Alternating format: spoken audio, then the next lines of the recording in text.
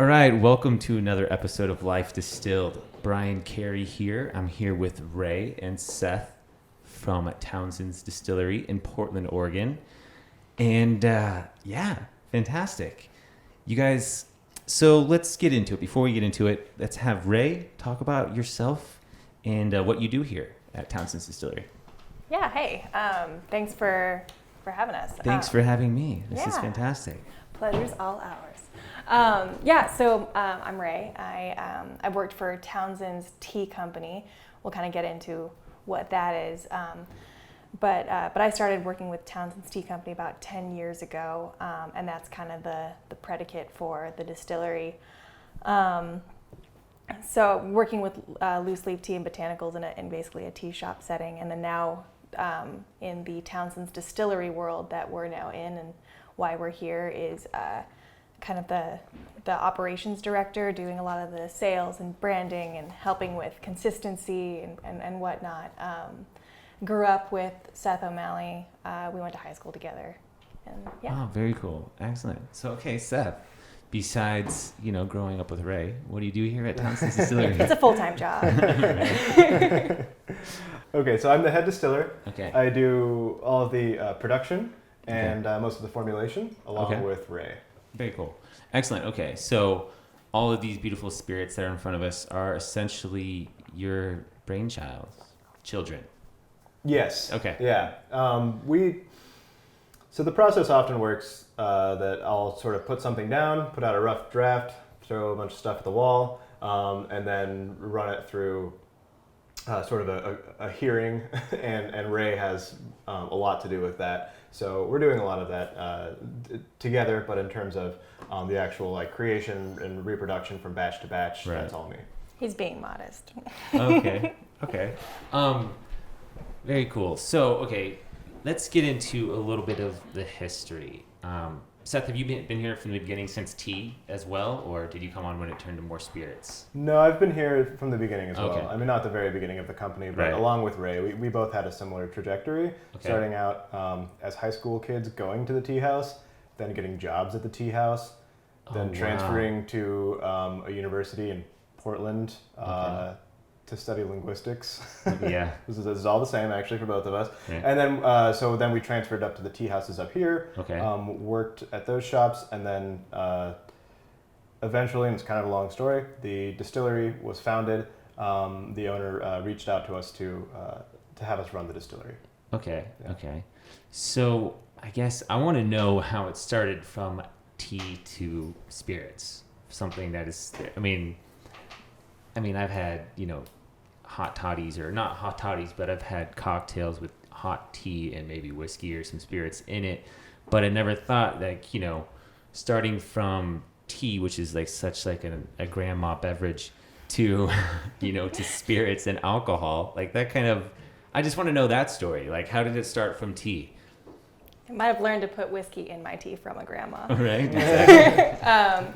But yeah, I can kind of explain that a little bit. So we started as a tea company. Actually, the founder of the tea company, Matt Thomas, he went to University of Oregon. Okay. And he was in the business program, undergrad, and his final project to get his degree was to do a business plan. Okay. That business plan looked a lot like what would become Townshend's Tea Company, and he got a C on the project, but he decided to do it anyway. And I like that. Yeah. That's good. He started out on Alberta Street, and from there he opened his second location in Bend. That's where Seth and I enter the picture. But we started brewing kombucha in the basement of the Alberta Street Tea House. A couple tea tenders did with Matt. And it was right as that wave of kombucha really took off. Okay. For those of you who don't know, 4% of the population even knows what kombucha is, but it's a fermented tea. It's botanicals and sugar. Traditionally black tea, correct? It can also have green tea too. Okay. Yeah, but yes, most of the ones that were kind of, living in your aunt's, top of the refrigerator kombucha was black tea. Okay. And then, but the tea started off, what was it? What was the tea, I guess, just black tea? Or were you guys doing any kind of crazy, herbal remedy teas? Because there's so many different teas out there. You start to really think about it. In the tea shops or in the kombucha? In the tea shops. And then of course, I want to know what's in the kombucha as well. So. Well, the tea shops have a very wide-ranging sort of scope in terms of their types of tea. Okay. It's a very American tea shop in that we don't really have much of a tea tradition here. Got it. So it pulls from teas from all over the world.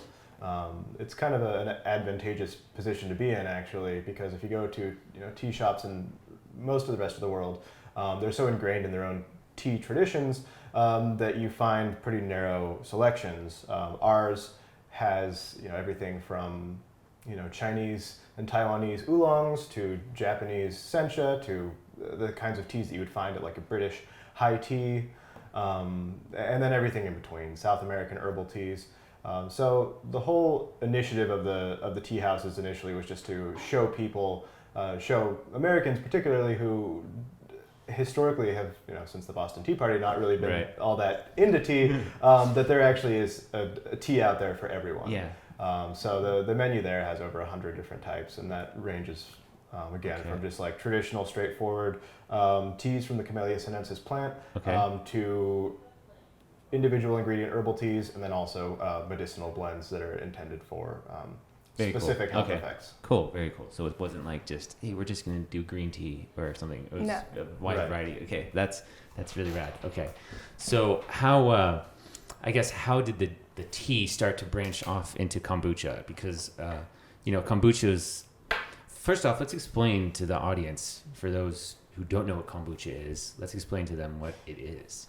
Yeah. So first off, is it pronounced kombucha or kombucha? Kombucha. Kombucha, right on. Kombucha. That's how I pronounce it. Exactly. Okay, cool. Anyway, so yeah, let's get into that. So what is kombucha? It's a fermented tea, so it's using a type of culture that is actually, there's an acronym used for what it's called. SCOBY. SCOBY. Symbiotic colony of bacteria in yeast. A plus. Right on. Very close. Very close. It's culture, actually. Okay. Yeah, So it's not technically a colony. Colony, okay. Yeah. Symbiotic culture. Okay. A minus. Okay. Cool. No, I just funny story. I'm going to go off on a little quick tangent. No, I did this show in Northern California. It's called Spoiled to Perfection, and it's all about things that are fermented. So we did episodes about cheese, wine, of course, beer. Mm-hmm. We did a distillery. This is a few years ago, and then we wanted to do kombucha, but there's something about kombucha that just might not be the most appealing for people to film, because the SCOBY is very interesting looking when it is fermenting with the tea. So I call it booger sugar. Booger sugar. Gross. That's awful. That's really good. I'm really glad you're recording this right now. But yeah. I'm really good at talking to people about kombucha. But no, so that was the thing. It was really hard to get a kombucha, brand to get on our show, and but I also fermented it in my house, and it's like one of those things that you can't keep up with it, or it takes a lot of attention. And I couldn't drink the kombucha as fast as I was making it, so that was the hard part. I was like, I have all this SCOBY. Who wants some? Hopefully the kombucha, I didn't screw it up, because it's also a very delicate process. So Yeah. But yeah, so touch base on that. Like, I guess the fermentation and how you guys do it. So we make kombucha in a pretty old school way. Mm-hmm. I like to say that it's exactly the way people have been making it in their house, but just kind of on a giant scale, with one big exception. So we start by taking tea and sugar. And by tea, I mean Camellia sinensis. So that could be a white tea, green tea, oolong, black, pu'er, or yellow tea. That's a necessary ingredient for anything that should be called kombucha. And then along with the tea ingredient, we have other botanicals. And those are in there for flavoring purposes, but also for medicinal effect. So people drink our ginger kombucha maybe for the purported health effects of ginger, right. Primarily in the realm of digestion and whatnot. So we take those ingredients, we combine them with sugar. We use evaporated cane juice from Argentina. It's all organic, and the whole process for the kombucha is organic. Combine those and basically make a big batch of sweet tea. Then from that point, we subject it to fermentation. So we'll then pump it over to our fermentation room once it's cooled down, and add it to a culture, add it to basically an old batch of kombucha kind of like a sour mash type process. So we'll have some starter culture, and in there you have all of the bacteria and yeast that are needed to carry out the kombucha fermentation. So there may be a SCOBY there may be like an actual physical cellulose structure that you can look at, but there may also not be. And we try to keep that physical SCOBY down so that we can maximize the tank space. Right. Because everything that you actually need to create the kombucha at that point is swimming around in suspension. So you have the bacteria and the yeast, and they're microscopic and invisible to the eye, but they're all there. So we'll then let that ferment for around 4 to 6 weeks. Takes a very long time because our process is really hands off. And again, if you're at home, you're not going to be testing it and adding specific supplements or anything. So we really strive to make it in that old school way. It's also an open fermentation, so we have basically big sheets of fabric over each of our fermentation tanks. That allows the kombucha to interact with the environment around it. Okay. And there is a little bit of variation from time to time depending on the season, depending on what's in the air. The same way that you would just cover it maybe with a paper towel or a cloth in your kitchen. Mm-hmm.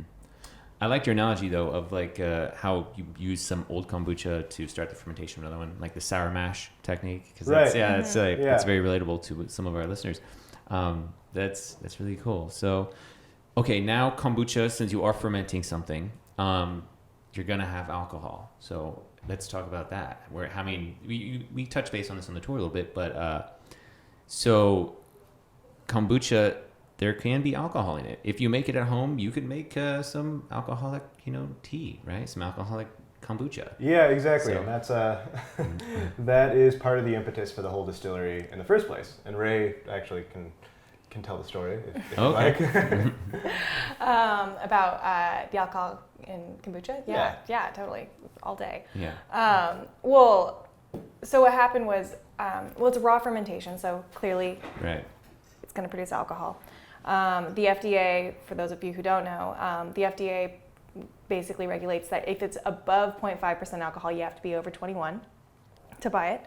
And conveniently, everyone believed that kombucha doesn't ferment above 0.5%. Where they got that figure, I'm sure, was good faith. But in 2011, Lindsay Lohan set off her ankle bracelet when she was under house arrest, and she said it was because of kombucha. She said she had been drinking kombucha, and maybe it's lost to history if that was true or not, but either way. Oh, Lindsay. Oh, she's the one who messed it up, huh? Saint Lindsay. Okay. The reason we have a job. Yeah. It basically caused a huge upset in the industry where all the kombucha got pulled off of the shelves because everyone was just trying to react to the fact that we did have above 0.5% alcohol in a raw fermentation. There are many ways you can control for alcohol content. A lot of different distilleries kombucha breweries can do something like dilution. You can either dilute it with other tea or juice, or you can cap fermentation by not letting it ferment for too long, or you can pasteurize and add different probiotics, at which point you decide whether that's what you want to be doing. What we had tried to do was not change anything that had created the success of our particular brand. And so what we did was we made a huge investment in our still, which is otherwise referred to as an SCC. It's a spinning cone column type of still. Yeah, I saw that. That's unlike any still I've seen, and I've seen a lot of distilleries. So yeah, that's our big baby. That's really cool. I can't wait to taste what it produces. So but that distills our kombucha at such a low temperature by using a vacuum, like a low atmospheric pressure, to pull the ethanol out of our kombucha without pasteurizing the probiotics. Now, is that type of still?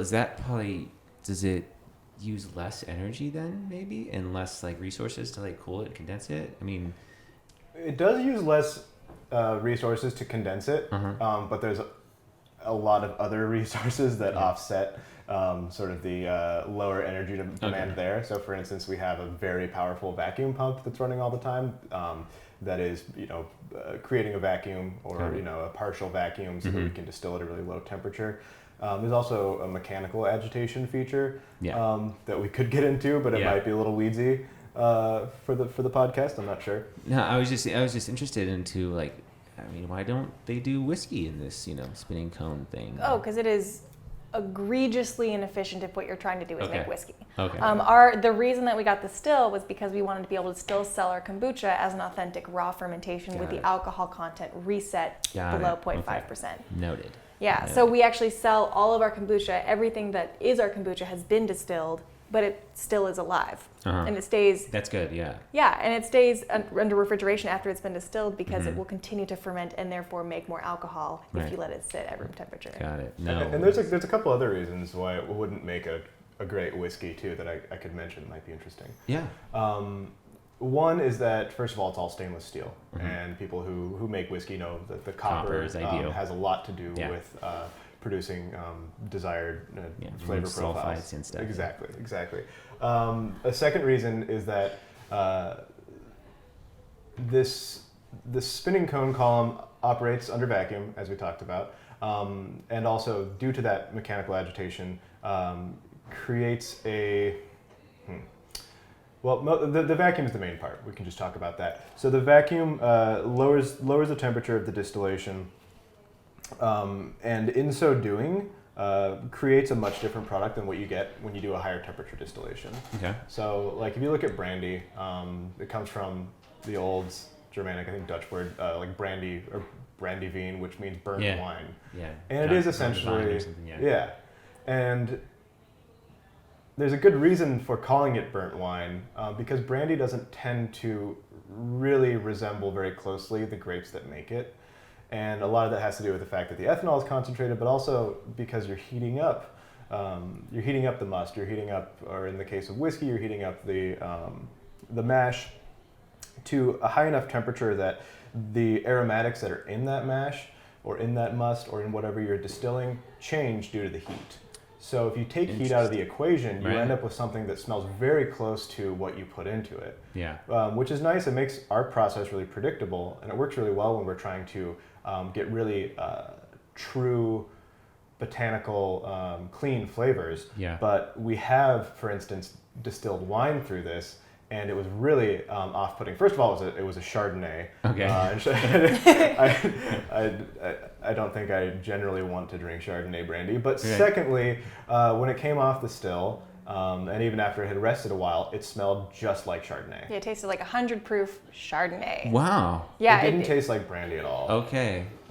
And so, we haven't done a interesting. whiskey, but we'd certainly be interested in seeing what it would taste like. Yeah. But it would taste like mash. Yeah. Yeah. Okay. No. So that's interesting. So I guess now when it comes to distilling, I guess are you making like your normal cuts, like your heads, your hearts, your tails, like when you get into low wines and stuff like that, or is it just I guess everything? that comes No, out? it's a continuous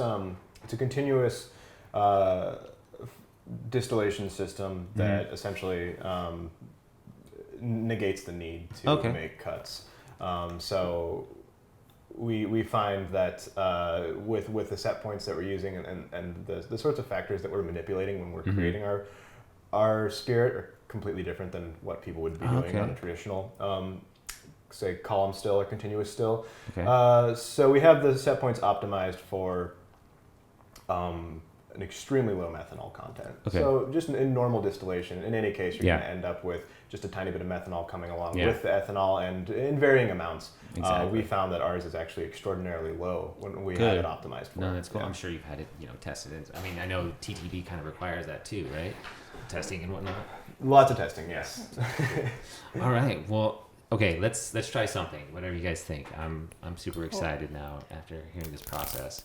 Well, after talking about the aromatics that survive the distillation process, Right. because we're distilling at roughly 90 degrees Fahrenheit. So if people Uh-huh. are familiar with distillation, they're going to notice that's roughly half of what you normally Yeah. would require. Mm-hmm.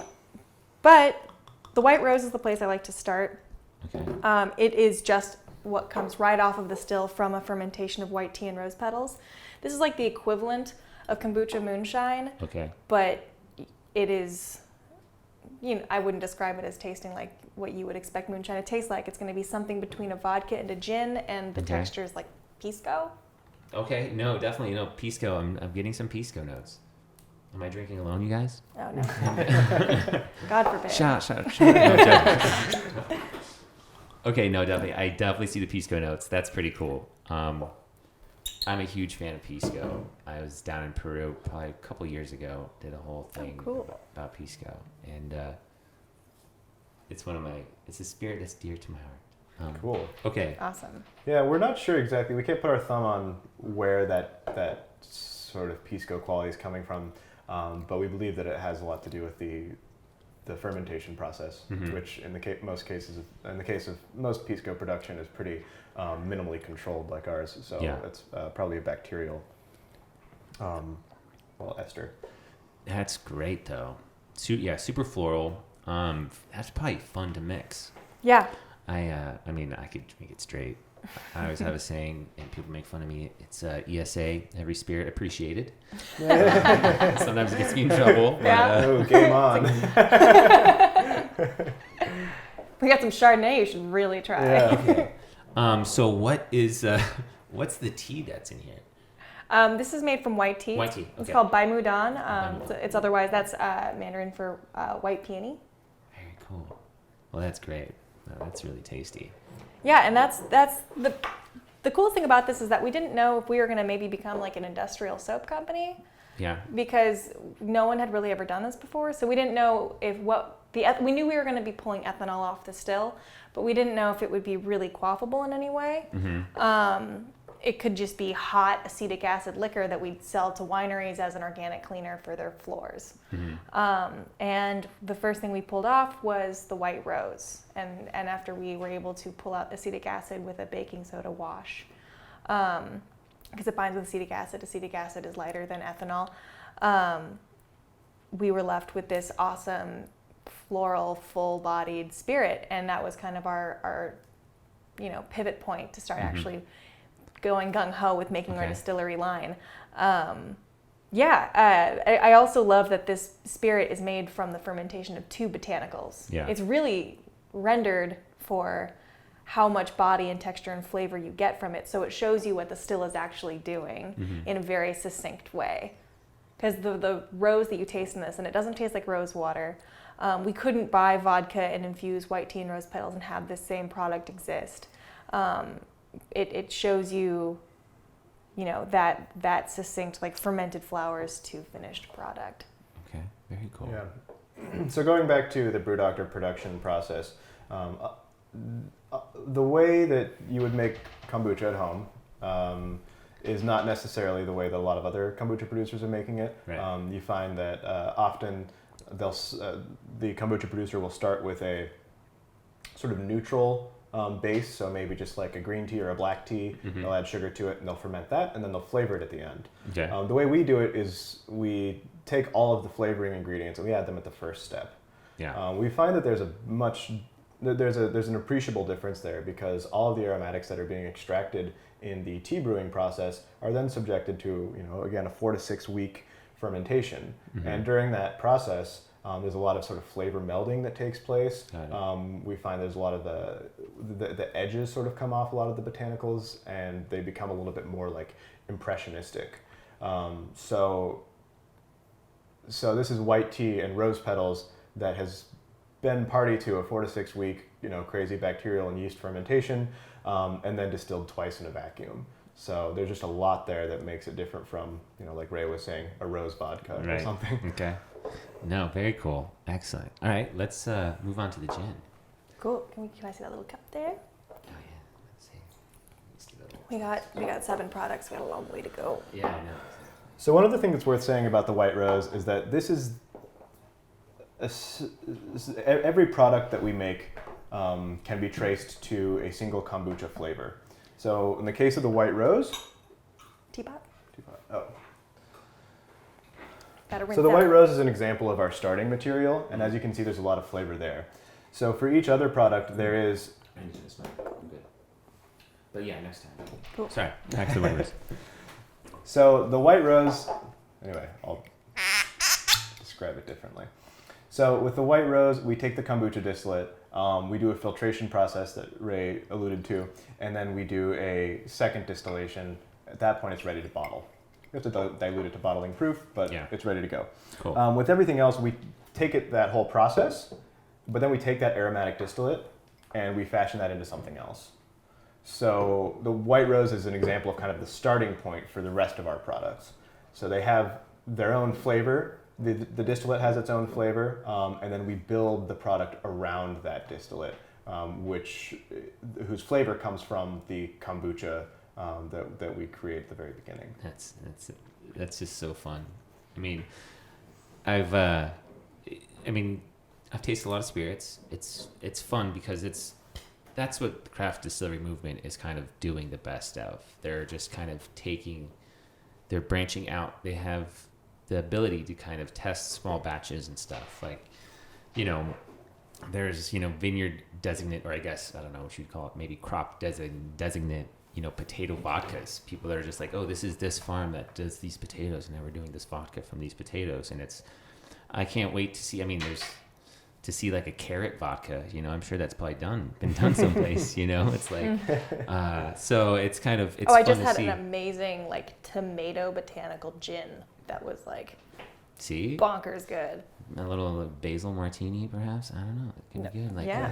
what would you To call make it? a margarita Exactly. martini, Exactly. margarita pizza martini. Margarita pizza martini. Put some cheese in there. Okay. Okay, so now we're on to the gin. So Yeah, so the gin, this is building off of what you probably were gleaning from the white rose.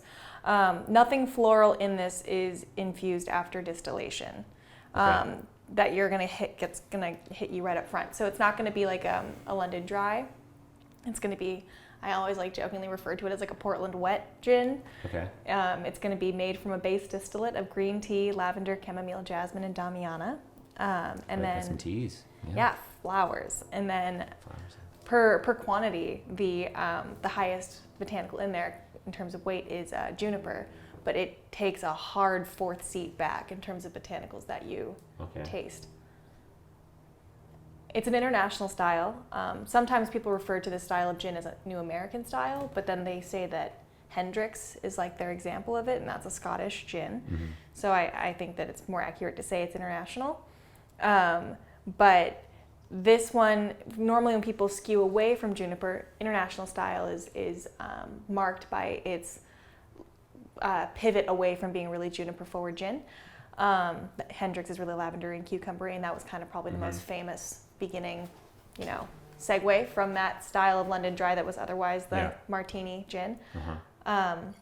Normally when it skews away from juniper, it goes towards citrus now, Got it. which is awesome. But that just wasn't what we were doing with this because we had our aromatic distillate Yeah. of flowers and we went more floral savory. Okay. No, this is very cool. It comes off very floral at first, and then I get more of the juniper on on the finish. So that's where it like kind of hits me.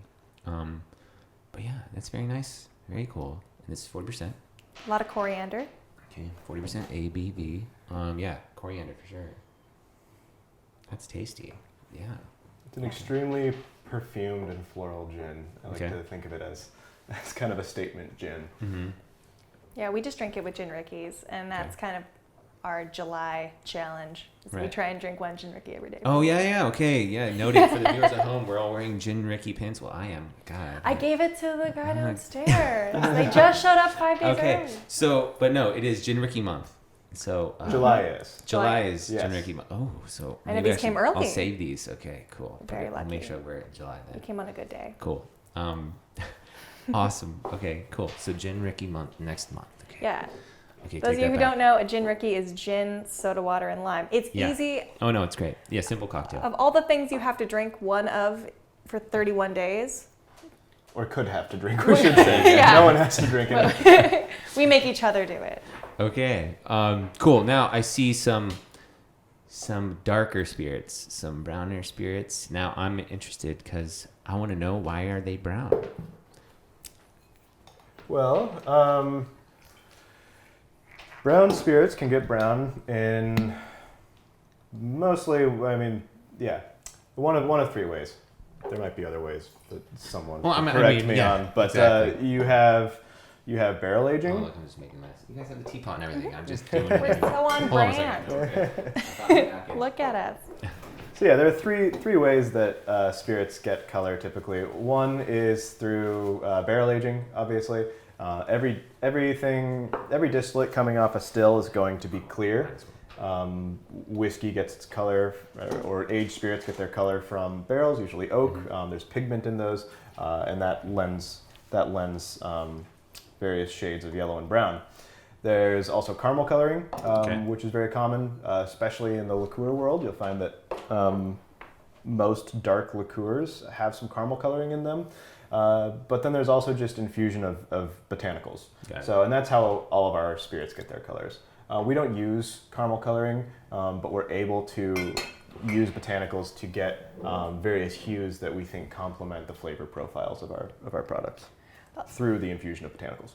So yeah, kind of like we were saying in the very beginning, our entire background is in loose leaf tea and botanical blending, well before there was even a whisper of a distillery taking place. Yeah, like the distillery happened pretty serendipitously from the need to remove the alcohol content, and then where we went with that went back to our roots as a tea company, using dry herbs and botanicals to make everything we do.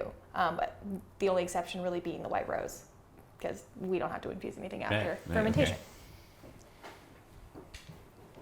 Yeah, so the spice tea, we're using, again, all dry botanicals and herbs. It's ginger, cinnamon, allspice, Earl Grey, orange peel. Okay. So we're using 3 types of orange in there. We're using curacao, sweet orange peel, and bergamot. And then we're also using cassia and Sri Lankan cinnamon, so 2 different types of cinnamon. Wow. So it doesn't have that delightful big red gum cinnamon burn. No, this is great. There's a great cinnamon in there, and lots of other botanicals. And I guess the best way to describe it, and I don't want to offend, it's kind of like Fireball, right? But very classy, very classy. It's like there's a lot more going on. Fireball, it's not so sugary. It's not so candy-like. It's not just cinnamon. There's a lot of orange. Yeah, the orange, the citrus in there as well. So. Oh yeah, that's a common remark though, because Fireball is such a touchstone for a lot of people. Yeah, and when it comes to liqueurs, like what liqueurs are in front of people, in front of a lot of people, Fireball and Jägermeister. So Ray jokes that we make like 2 different types of Fireball and 3 different types of Jaeger. Yeah, I've had people call the white rose tasting like Jaeger. Oh wow! Which was. I mean, that's insanity. That's insanity. I don't know. It happened one time. I couldn't hear that. They might have been drunk. I don't know. The spice tea is pretty cool because it's for those of you who make cocktails at home or making cocktails at home, like it's like a spiced curacao, with like a triple sec or something, like an orange spirit that has a little bit more going on. I could definitely see that. It's useful in like a margarita, ginger beer. Okay. This one's exciting now. Super useful. And also I should say that all the ginger that's in this is not an infusion. It's made from the fermented black tea and ginger that's in the base. So it's a different kind of ginger than you'd be probably expecting, where ginger you'd think is really spicy. The ginger in here is really, really aromatic without spice. That's awesome. Without heat, I should say. That's great. No, that's a lot of fun. What's the proof on that again? 70 proof. 70. Wow, does not come across that hot. It really doesn't. I finished mine. Perfect. People tend to at this point. Hey, it's afternoon, so that's perfect. Great. Okay, no, that's cool. So tea spirit number 16. So is that, how many numbers do you guys have? We can ask that a lot. What that is a nod back to our tea company days. So our tea house days. So the tea house has about 120 different teas. Okay. And they change, and we have some of them are numbered, some of them are lettered. Right. But 1 through 84 are a lot separated between black, green, flavored black teas, and the numbers correspond with the teas that inspire those spirits. So we have a smoked tea that we'll get to, that number 5 on the menu, Lapsang Souchong, that's a pine smoked black tea. Number 16 on the spice tea is actually a Seattle-based tea that comes from Pike's Place. That's a really orange and cinnamony tea called cinnamony tea called Market Spice. Okay. This does not use that tea. This is sort of an abstraction of that tea and reformulated to fit our A deconstruction. suit our whims. It's all about our whims. Whims cup.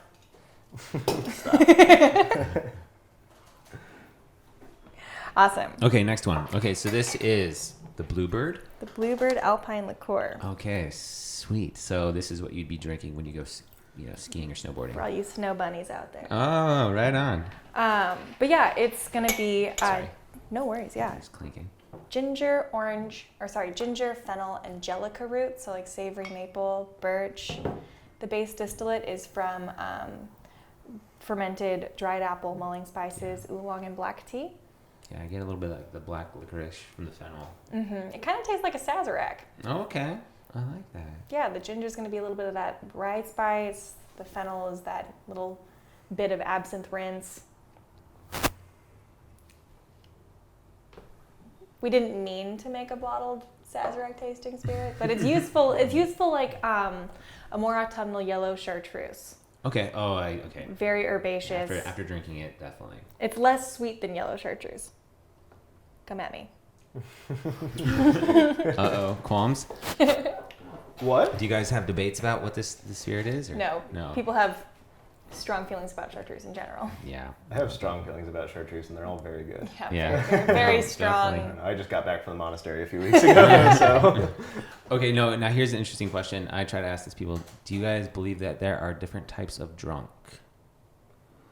Certainly. Yes. Yeah. Okay, Yes. Yeah. good. Yeah, I mean, as being, distiller and whatnot, you understand We've researched this. the effects. I know. And I research it every Friday, or Friday night. But no, it's like, that's the thing. It's like being a distiller, you understand what compounds, come with distillation and how it affects your body in different ways. Like, my favorite thing is like, I used to manage bars for a while. Like, when I say that in quotes, I used to just like be the liquor buyer and set the schedule. So, and create the cocktail list. So, but anyway, Managing. but I'd always have the guests come up to the bar and be like, okay, if I'm drinking tequila, I'm taking my top off. If I'm drinking whiskey, I'm getting in a fight tonight. And it's like, really? But now, I mean, like after I started, reaching out, getting into distilling more, I'm like, yeah, there really is different types of compounds and how the amount of sugar mixed with alcohol can affect you differently. Yeah, I'm fairly skeptical of a lot of the claims that people make. I think a lot of it just has to do with, I think a lot of those associations have to do with the settings in which people are drinking tequila. True. They're sort of self-fulfilling prophecies. Yeah. Like, I'm going to go out and party and drink tequila. Like, we're drinking tequila, look at us, like, woo-woo. But if I'm, like, down and I just, like, want to stare off into the abyss and be contemplative, maybe I'll drink scotch. Right. But, like, you could replace the drinks in both of those settings and probably have a similar outcome. But I've heard recently, and I find this fascinating, and in my own experience, I can attest to the effect, and that is that spirits that are based on sugarcane and have a lot of sugarcane aroma, that there's certain actual properties of that trick your body into thinking that you're actually consuming sugar. Oh wow. Which results in a faster metabolism of it, and I'm really going outside of my expertise here. Right. And so if you drink things that have a lot of sugar characteristics in the aroma, and I'm not talking about like a Cuban style rum, but like let's talk about cachaça or like rum agricole. I find that if I have a little bit of that, it tends to hit me really quickly. Okay. And I've heard that that's because it causes your blood sugar level to spike, because there's something in your body that is being activated that thinks that you're consuming the sugar that's made from. Now, that's completely speculative, and I haven't read the research paper, I haven't vetted it, but I do find that there's like a shorter and faster onset sort of experience of alcohol when I'm consuming those types of sugar. No, that's fascinating. I mean, I guess that's interesting. I know from like Pisco. Pisco is a very different kind of clear, in my opinion. Again, I'd love to really learn the science behind it. But That's fascinating about sugar. I can believe that. I can see that for sure in terms of drinking rum, and how it affects your kasasha. So Yeah. Huh. Yeah, and I mean, when it comes down to it, like spirits are chemically different. They have different compounds in them, and we don't always understand exactly why they do what they do. But it's not just ethanol and water in most cases. I think it's very easy to talk about the difference in hangovers among different types of spirits. Exactly. Things that are grape-based have more pectin, or fruit-based generally. That pectin results in more methanol during the fermentation process, and then you're concentrating that methanol in the distillation process. And just like if you're having a high-quality brandy, and you have too much of it, you're going to have more of a hangover than if you have a high-quality vodka. That's just a fact. Yeah, I'm really glad you brought that up, because that's one thing. It's fermentation. If you're drinking something fermented, you're drinking it all. You're getting the methanol, you're getting the acetone, you're getting the isopropyl, you're getting the ethanol, which is like, the hearts essentially. And so yeah, it's when you look at fruit, there's more pectin. We're getting down a scientific path. But it's a lot of fun. Said, but going back to what our products, because I will say that we get a lot of people, because it's from kombucha, really wanting us to say that it's healthy. Or to say that it's good for you. Mm-hmm. We would never claim that as a distillery. I mean, it's not... Exactly. It's not ethical to say that anything like that is healthy. Aside. Yeah, it's not. Yeah, we wouldn't feel good telling someone that they can guiltlessly imbibe, because I mean, there is a consequence for drinking, and you should definitely be careful. Mm-hmm. And we do have the benefit of our still rendering a pretty succinct heart distillate, which is nice, but I wouldn't say you won't get a hangover or you're gonna live forever. Definitely approach all spirits with caution. Exactly. Yeah. It's like the guy smelling snake skin oil or whatever. Anyway. Yeah, but I have had people in the past be like, tell me it's healthy. It's from kombucha, and I'm we're not here to enable you. Don't do that. I mean, no, please hang out with me. That's fine, but definitely. I've been sober for 20 years, but I hear this is the best stuff. Anyway, cool. Well, that stuff, okay. Bluebird, I dig it. Very tasty. Yeah. I used to work at a ski resort. I used to bartend at a ski resort in the wintertime, and then spend my summers in Alaska bartending. So I love stuff that reminds me of the mountains and snow. My favorite was peppermint schnapps. As sugary and just high proof as it was. It was so good. But anyway, no, that's great. The name Bluebird comes from the fact that, I mean, we're from the high desert. We're from Bend, which is high altitude and very snowy in the winter. And it's kind of a lot of Oregon in general, but a Bluebird reference is right after it snowed a lot and there's not a cloud in the sky the next day. Yeah. So, I mean, some people think it's blueberry. People are like, blueberry? Or they're like, oh, the bird? Is that a state, the Oregon State bird? Bluebird Powder Day. Yeah, that's the jam. That was the day. Because we don't snowboard, but But you surf. Yeah, we know that. Surf. I did. Okay. Yeah, you remember. Okay, yeah. Okay, cool. Let's move on to the smoked tea. I'm excited. Awesome. So this is tea spirit number 5. So we're on the smoked tea number 5. We had to take a little break. Production. We are in the middle of a work day, so production does take place. However, so smoked tea. This is tea batch number 5. Tea spirit number 5. Sorry. Yeah. So the smoked tea. Yeah. Give it a couple sips. The smoked tea is going to be all smoked from a smoked black tea. It uses pine smoke. It's called Lapsang Souchong. Okay. It's gaining a lot more momentum in terms of people's awareness of that tea, but it's awesome. It's super smoky. A lot of people even are like, well, how are you smoking it yourself? And it's really only one botanical that gives it the smoky character. But we're also using rooibos, which is kind of a tobacco-y South African red tea. Okay. And also the base distillate is from fermented nettle, alfalfa, green tea, oat straw. It's a really awesome grassy distillate. So this actually functions more like a mezcal than a scotch. In the cocktail world right now, luckily people are kind of gaining a awareness of the responsibility in sourcing their mezcal.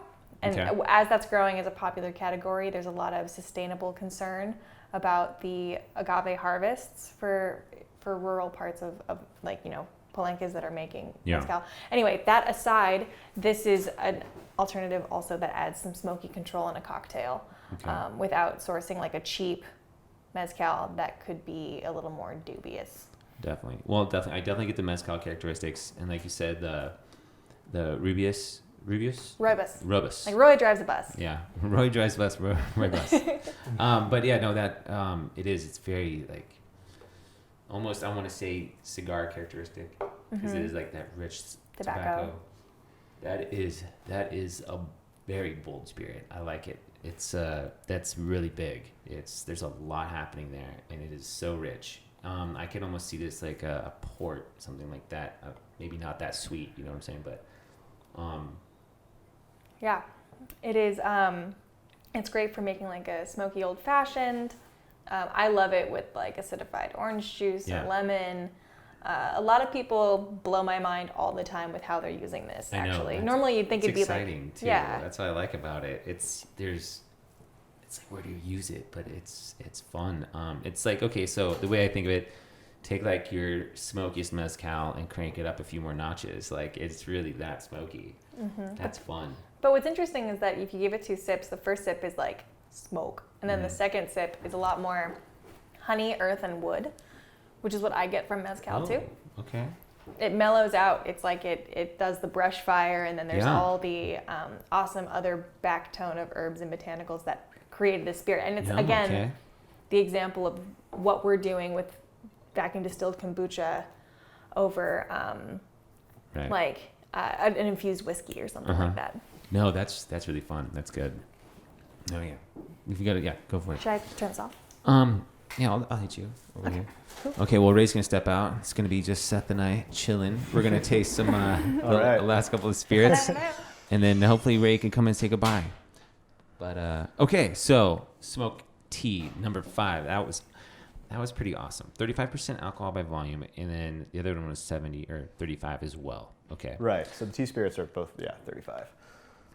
So now that she's gone, Seth, are you guys an item or what? No. Everyone asks. Everyone thinks so. And you guys grow up together. I love that. Yeah, history. I know. Our parents were all banking on it. But no, I've got a boyfriend, and so does she. Oh, fantastic. Okay. So you guys are both taken. Different people. Yeah.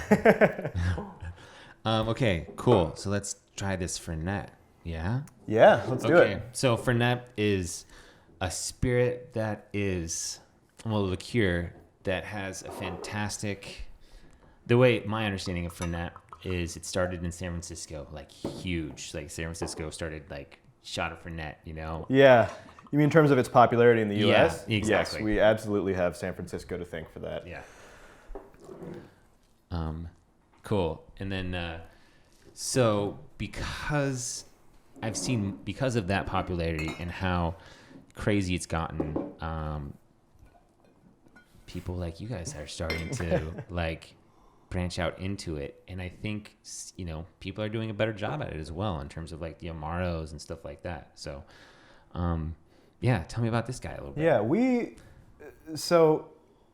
we've been drinking fernet for a long time, and we really appreciate it. And you know, when we're talking about fernet, as when anyone is, usually they're referring to fernet branca. Yeah. But fernet is actually a category of spirit, and it has its origins in northern Italy.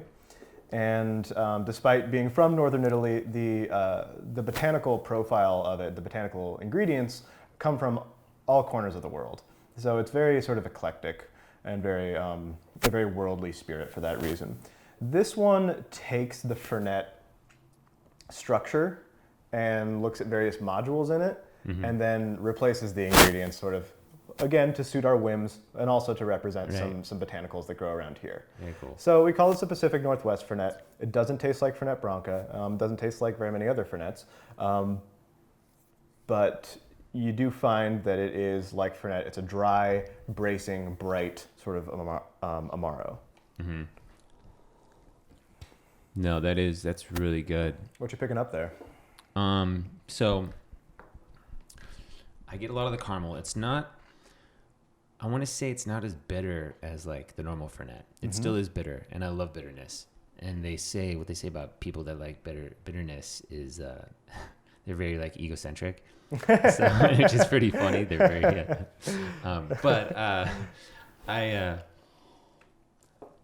it's sweet. You get some caramel. It's like wow.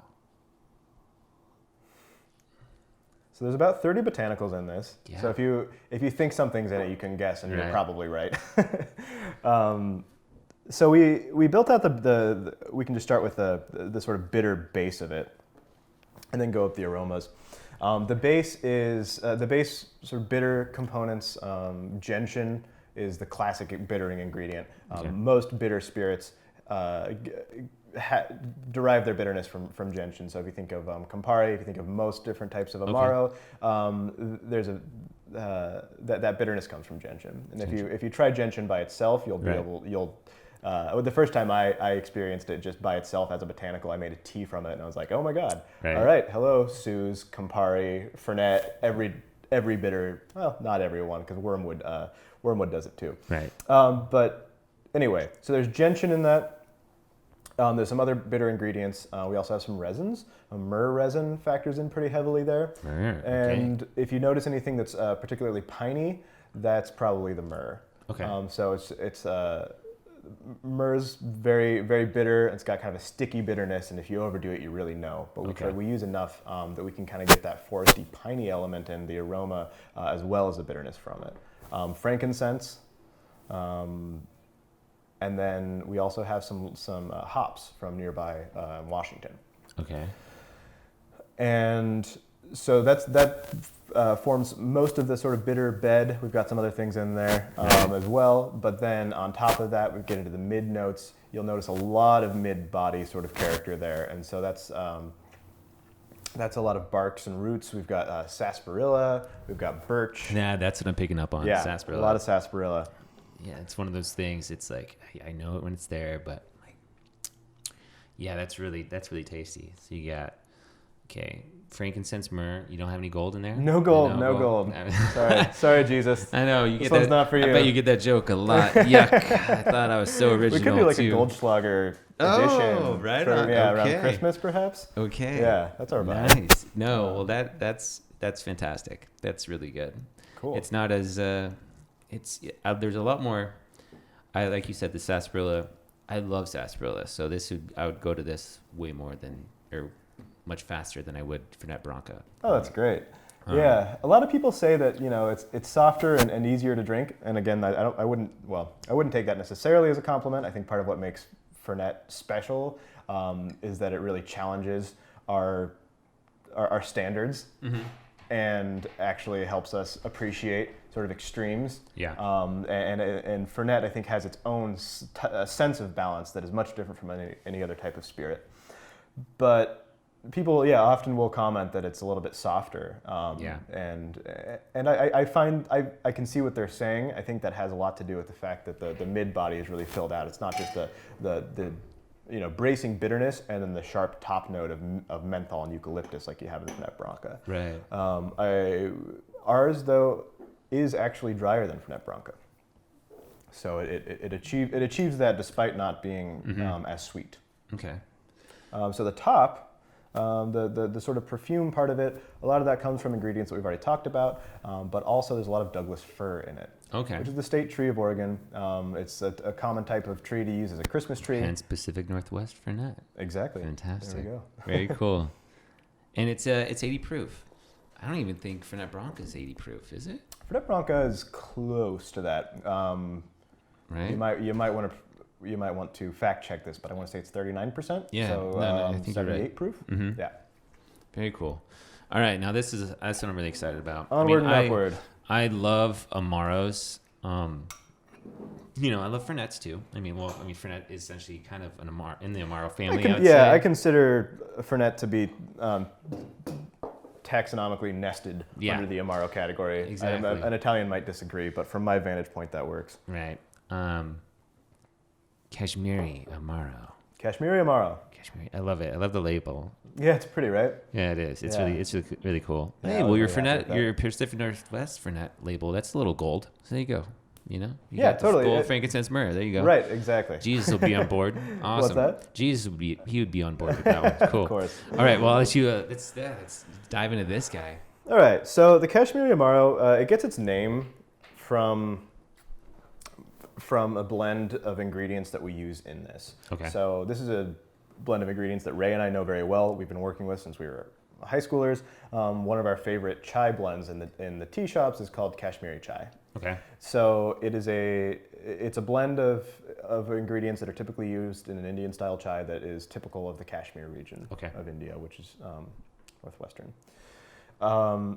So this makes use of that entire botanical profile, that entire list of botanicals that we find in the chai. So that's black pepper, that's peppermint, that's a Nilgiri black tea, cardamom pretty prominently, and a few others. So this was just a perfect marriage. When we started distilling one of our types of kombucha, the first time it came off the still, we knew that it was destined to be an amaro because it had sage and rosemary, so some of those savory components of amaro that make amaro really work after a meal. So we saw that, and then we started plugging in different things and making our own recipe. And then the owner, Matt Thomas, actually had a vision of this one night when he was putting his kid to bed, and he was just like super tired, and his toddler, I think was about 2 at the time, just wouldn't go to sleep. And so he was like half awake, and somehow it just came to him that, you know what the Clear Mind distillate needs? And that's the distillate I was talking about. It needs the Kashmiri chai blend. And so when he brought that to me, I was like, damn, that sounds perfect. But I thought it was too good to be true. I thought it wouldn't actually work. But this actually ended up being the easiest and fastest product development we ever had. Because we did that. We added a few other ingredients. You know, to make an amaro, you probably should have gentian root in it. And then some other things. And it was about 6 weeks from inception to product on the shelf. Okay. Oh, well, that's great. I haven't even tasted yet. I love the nose. I'm yet to, Kashmiri, I mean, that's what, India, right? Right. Yeah. Okay. So I'm just got to work on my geography a little border. bit. Yeah, Pakistani, right? So I'm yet to travel to that spot. I'm yet to travel to that section of the world. I've done Asia, done a lot of South America, Central America, but not India. But the chai can take a lot of different forms, Yeah. A really typical chai recipe would have a lot more cinnamon or maybe some ginger in it. This doesn't have either of those. Actually has a little bit of cinnamon, but not very much. Oh wow, that's really nice. That's like that? That's really the spice that's there that lingers. Oh yeah, I could sip on that every night. It's probably the cardamom. Yeah, cardamom really hangs around there. Cardamom is so it's pretty strong. I like when people like kind of throw it in gins, but it works really well here. I'm glad you think so. This one, we decided to keep the strength high. So this is 80 proof as well. That's much higher. It's on the high range for Amari.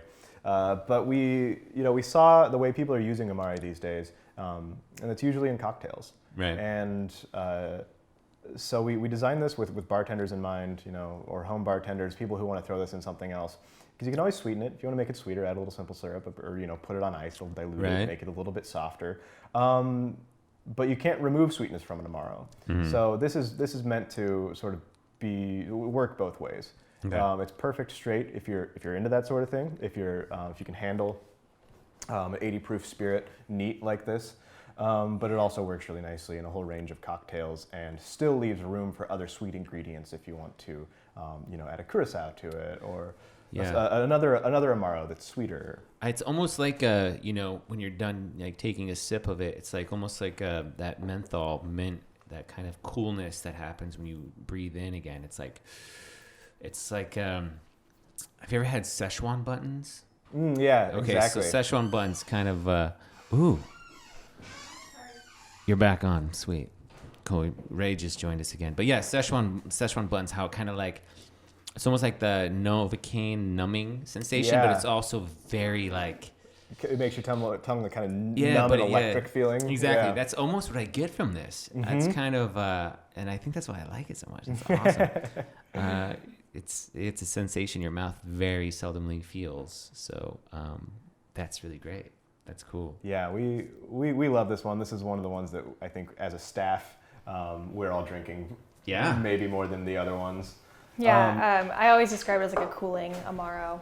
Yeah. Yeah. Yeah. Okay. Because often they're like, there's that expectation of like bitterness, but they skew orange peel or like caramely. And this one is definitely a bold cooling amaro. Cool. Yeah.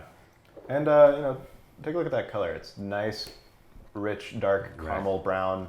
It is. There is no caramel color in this. Pretty much all of that pigment is coming from Nilgiri black tea, which is an Indian black tea.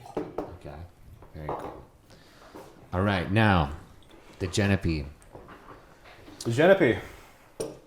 This is the first edition of what we're calling our Idle Hand series, which is basically a series of one-offs, things that we have made that we're really happy with and that really are the result of some sort of inspiration, but we also decide we don't want to put a whole marketing thrust behind. We don't want to, or maybe it's impractical to scale to the sorts of volumes that we would need to be able to support it as a fully fledged product. Okay. So we're going to be doing these periodically. This is our first one, and we're pretty happy with it. It's called the American Genepi. Oh, yeah. Oh, yeah, sure. And for folks who aren't aware of the Genepi category or style of liqueur, it is a type of liqueur that's made in the Southern Alps, in France, Italy, and Switzerland for the most part. Okay. And it's a liqueur that's made by infusing wormwood into a neutral spirit or a brandy and then sweetened. Okay. So there are varying expressions of Genepi. Some are really just straightforward. They're just that wormwood infused and then sweetened. And then there are other ones that are a little bit more, shall we say, turned up. That have other ingredients to add some Turned up. I like that. Yeah. to add more sort of perfume to it. And this one is a really sort of garish interpretation of Genepi that has a lot of that wormwood, but it's actually a local. It has Genepi in it, like the traditional type of wormwood, but it also has a local wormwood that we find around here in the Pacific Northwest. Very cool. It's called Artemisia Suxdorfii, and it's sometimes called a wormwood, sometimes called a mugwort. We don't need to get into the botany of it. Right. But this one is based on ingredients that are almost entirely grown in soil around here. Okay. So there are a couple exceptions. We've got a couple exotic spices in this, but for the most part, this is a Genepi that's made all from the Pacific Northwest, from a few mile radius of the city. So it's like poplar buds and chamomile, Got rose it. geranium. Yeah, no, I mean, the nose is very subtle in this one. It's not big. But the flavors, maybe it's just coming from the Amari. But no, it's, so, as soon as I read wormwood, I think absinthe. Just because of, all the stuff that's in absinthe. Wormwood's a main ingredient. That's a, big player in that. Mm-hmm. But this is much sweeter. The licorice is not there. It's a higher proof. It's what, 89%? 89, yep. Yeah, as opposed to like absinthe is bottled at 120. So it's definitely not as high, but it's in the middle. It's not 40%, or I'm sorry, not 80 proof like other spirits. It's a little higher, as Right. some liqueurs are. So I guess, why does Genepi have to have wormwood in it? Does it have to, or? It does, because that's actually the name refers to a particular type of wormwood. Okay. So there are a lot of different plants called wormwood. They're all in the Artemisia genus, which is a great genus. It's got tarragon, it's got sagebrush, has mugworts, and then it also has wormwood. But each one of those labels refers to a slew of different species. Genepi is a particular type of wormwood that's native to the Southern Alps or the Pre-Alps as well. Okay. So like the region around the Chartreuse Monastery in the Chartreuse Mountains has a lot of Genepi growing. Okay. And actually the people who make Chartreuse also make the Genepi. This one is taking some cues also from chartreuse. Right. We were inspired both by the Genepi style and by the more elaborate botanical stylings of yellow and green chartreuse, and so this is sort of this is our homage to that as well. Right. No. Okay. Yeah. No. So this is the first go at it. I noticed this is a bottle 300, and it's a $375. Mm-hmm. So what's the Idle Hands collection?